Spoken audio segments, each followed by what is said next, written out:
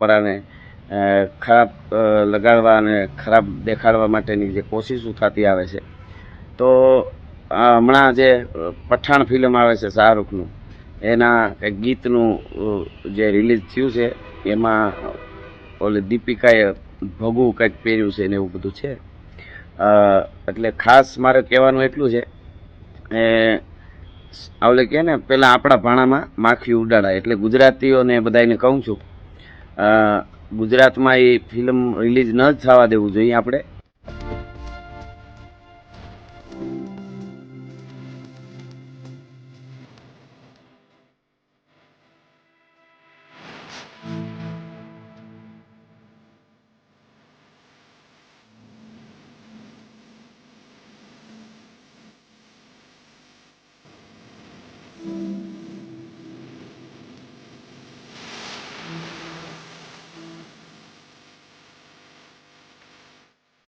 કારણ કે એને બસ બીજો કોઈ કામ જ ધંધો નથી. ક્યાંક ને ક્યાંક આપણા ભાવના સાથે, આપણી પરંપરા સાથે, સનાતન ધર્મ સાથે, હિન્દુત્વ સાથે કંઈક ને કંઈક ખરાબ કરવું એવું એણે નક્કી કરી લીધું બોલિવૂડવાળાએ. 75 વર્ષ સુધી કર્યું છે અને હજી ચાલુ રાખે છે.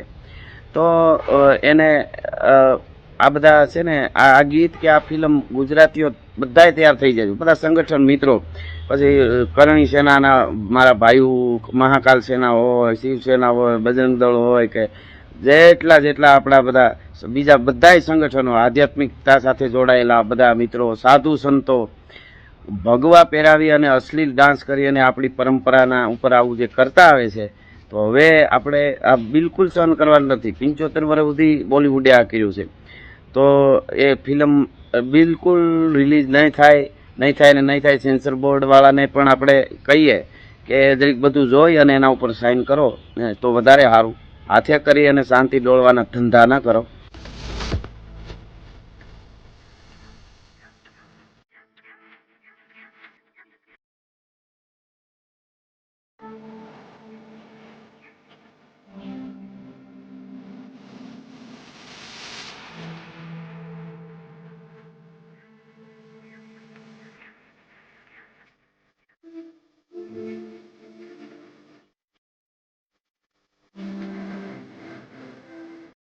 બરાબર.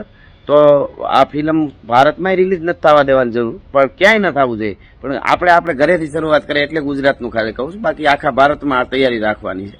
તો દરેક ગુજરાતીઓ તૈયાર જ રહેજો. અને આપણી ભાવના સાથે શું કામે આવું થાય છે એ પણ પ્રશ્ન પૂછ્યો. એને ભગવા જ હાથમાં આવે છે સીધા, અને અશ્લીલ હું હવે વધારે મારે કાંઈ કહેવું નથી.